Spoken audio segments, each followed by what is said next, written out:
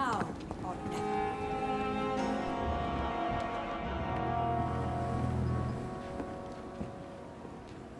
Good evening, nurse. I'm Dr. Jonathan Reed, the new surgeon here at the Pembroke. Dr. Swansea has already told us about you, sir. I'm Nurse Gwyneth Brannigan. Welcome to the Pembroke Hospital. Did he really? It's a good thing I wasn't hoping to keep a low profile. All members of staff have already read about your new blood transfusion technique. Dr. Swansea made sure of that. I see. Well, I'm a little surprised, but I suppose I'll just have to deal with this unexpected notoriety. You must know, blood transfusions are Dr. Swansea's primary subject of research. He is convinced it is the future.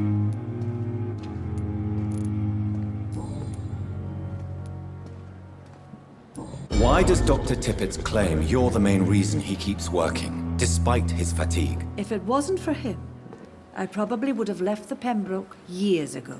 Dr. Tippett does not think of you as just a nurse anymore, does he? If you're suggesting he's not taking my gender into consideration when it comes to medical practice and knowledge, I really hope he doesn't. Tell me what Dr. Tippett did. I know his mistake caused a patient's death. If I had not covered up his error, Dr. Tippett would have been fired from this hospital. I could not let that happen. You can't allow your emotions to dictate your conduct concerning patients, Nurse Brannigan. Look around you, Dr. Reed. Do you really think we can afford to lose a brilliant practitioner like Dr. Tippett in our situation? I can't say I approve of what you did. But as a field surgeon, I know that some situations require you to bend the rules. I'm not proud of what I've done, but to contain the epidemic must be our priority, so we can't afford to lose Dr. Tippett. Goodbye, nurse. Call me if you need assistance.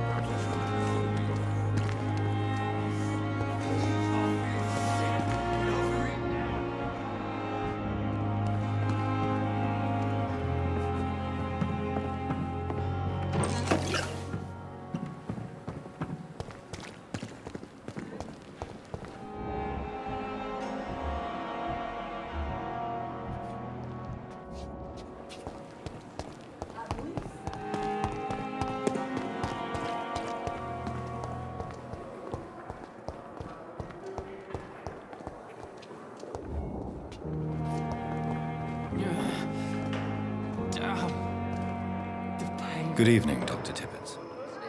Dr. Reed, any good news to share? Corcoran, I want you to tell me about Mr. Connor. How did he die? What happened? He was my patient. He died because of my mistake. That's the blunt truth. What was the nature of the mistake? It was a twofold error. My diagnosis was wrong, and the administered dosage was too strong. Who was this patient? I don't know. Some sick man from the docks, maybe a fisherman. I had no time to talk with him. No one claimed a body.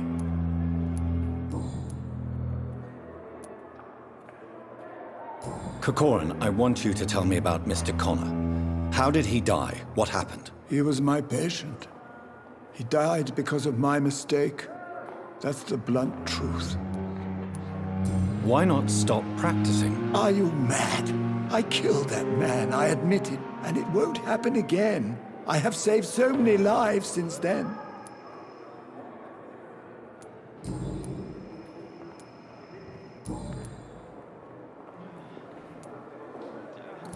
I will cover for you, Dr. Tippett, by keeping what happened to Mr. Connor to myself. I don't know what to say, actually. I can't exactly force you to become my accomplice. You didn't force me. This is my decision to make. I believe you're still of use to the hospital, considering the situation. Then I can make you this promise. As soon as the epidemic is eradicated, I will resign. Goodbye, Dr. Tippett.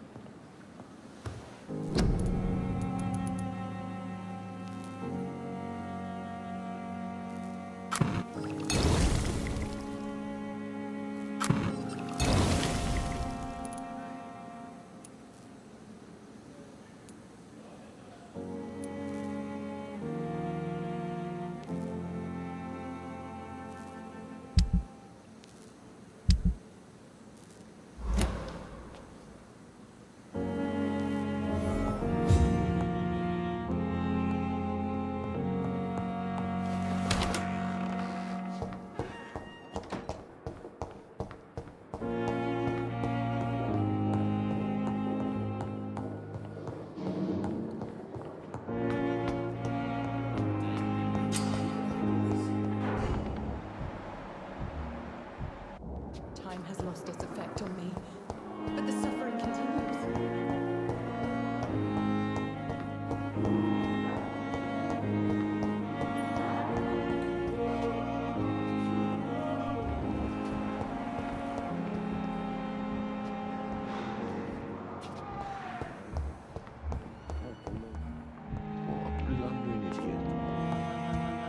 This hospital seems to be falling apart. Finally, you've returned, Doctor.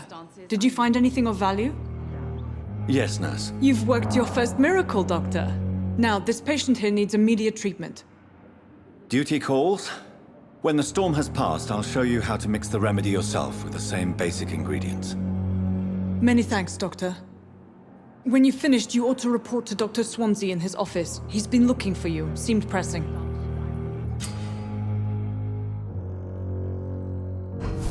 The doubt.